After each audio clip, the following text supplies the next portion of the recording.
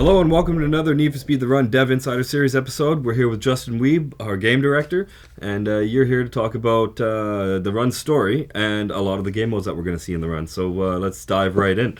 Should tell us a little bit about the story. Okay, so our main character, Jack Rourke, he's going to get in a little bit of trouble at the beginning of the game. We're not exactly revealing what he did.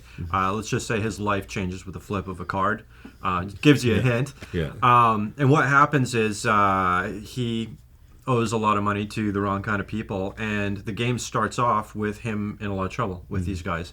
I don't want to give away the exact opening scene. It's awesome though, yeah. It's a little different. It's not your classic Need for Speed by any means. And we just wanted to kind of wake you up and say, wow, this is different. This is different than what you've played in Need for Speed before. It's a little darker. And what Jack does is he has to get away from the problem that he's in to start the game. And he meets up with his contact. Her name is Sam. And she's basically going to hook him up with a way to sort of clear his name, get the cash he needs to get out of trouble.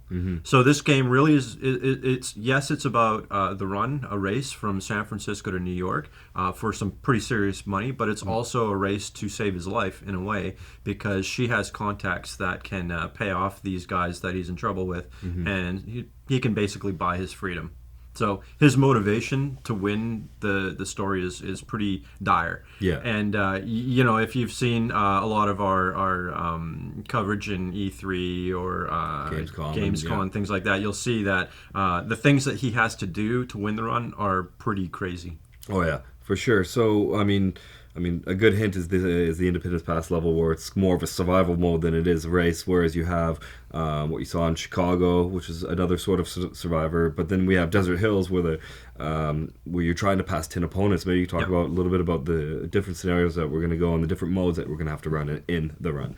Yeah, I mean, at its core, the run is a race. Yeah. It's a huge race. It's 250 plus opponents all trying to beat this thing. So the entire career is one huge race. So what we had to do creatively is, finding out if you won or lost in the last, 10 minutes of the run wasn't going to be exciting. So we decided to break it up into smaller, digestible bites by kind of introducing a pace mechanic where you need to pass, 10 people in Desert Hills, for example, in order to maintain pace and try to just gain ground inch by inch, level by level, as you're working your way through the run. So that allowed us to, creatively say, okay, well, yes, there are a series of sprint races, and we vary up the requirements based on the location that you're in, the circumstance. So, if you're in a twisty canyon, the battle can be just trying to get past one or two guys, and they're just not going to let go of their position, right? You don't need a full grid of like 8 opponents, and you don't need them to start, all, single file, one after the other. But then you look at the other extreme, like highway, if you're just on an interstate, you're going flat out, you're going as fast as you can. That's a great place to, target more opponents to pass, whether it's 8, 10, 12 guys. So we're trying to mix it up based on where you're at in the run, how far ahead are you in the run based on your circumstances, things that you've mentioned, like evading avalanches and things like that. Those obviously will be followed up with, okay, now we got to make up some ground, so we got to pass a lot of guys to try to get back in the run. Cool. So pretty always moving forward. It's a very kind of linear path. Maybe talk about a little bit about the survival mode and those sort of scenarios that you're going to get yourself into. So there's a bunch of different scenarios Jack's going to get himself into. One of the early ones is right when he starts the run, just getting out of San Francisco. The cops are onto something happening when they see sort of 250 cars all sort of gathered together at the top of the hill, and they all of a sudden start street racing. So very early on, you're just trying to get out of San Francisco. The run has started, but it starts in a way where, the heat's on. The cops are pulling everybody over left, right, and center, and you got to get out of the city. But things are gotten so extreme that, the cops are going to shut down their bridges. So now you have to use your driving skills in order to try to get out of the city. So that's just an example. Other ones where, you can be in Vegas, and again, the heat's really strong. They're coming on you. They're trying to stop you. They've got a whole bunch of different tactics and techniques that they're using that we haven't done before to make it feel a lot more organic when you're being chased, a lot more dangerous too. So that's another form of action level where, again, you're trying to just survive the co-op experience.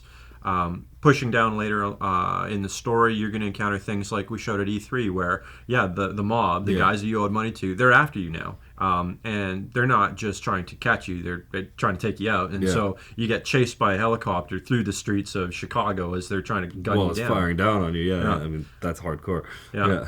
And again, the avalanche level that we showed at Gamescom, where the character, you can see him standing out of the car, like he's really having second thoughts about going there, but then another car blasts through and he's like, well, I have to win this thing, so you got to do what you got to do. You can hear them already blasting by the time you get in there, so you're gonna get into some trouble. And really, it's just trying to outrun these avalanches and try to get to the safety of each tunnel throughout that level. So, cool. I mean, if you stack it all up as you're playing through the run, there's a large chunk of it is straight up racing, as we discussed, but then there's these incredible circumstances and odds that Jack has to try to get through in order to win the run. Cool.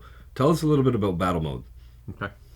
Battle mode is a way for us to change pacing a little bit, because it can't just be, okay, past 8 guys, past 10 guys, past 6 guys. We needed to change up the mechanics, keep things a little bit fresh. So in the fiction of the run, we're just saying, you really have to make past some guys quickly, right? So with that in mind, you may be on a canyon type experience. You can see a car driving just a little ways down the road. You got to catch them, and you only have 45 seconds. Go. Cool. And that's basically it. So if you can catch him and hold the lead, but before the timer runs out, he gets dejected and he doesn't want to compete as hard anymore. Then you have to go on and try to take on the next guy, right? And so then again, boom, okay, no time to rest. Yeah. Go get the next guy. 30 seconds, go. Pushing hard the entire time. Yeah. Perpetual motion is sort of the key ingredient for the run, right? It's a race from coast to coast, and there is no stopping. There is no sleeping in a motel for the night. There's no, hey, let's stop in Vegas and do a bunch of circuit races. No. First one in New York wins. That's the only rule. Cool.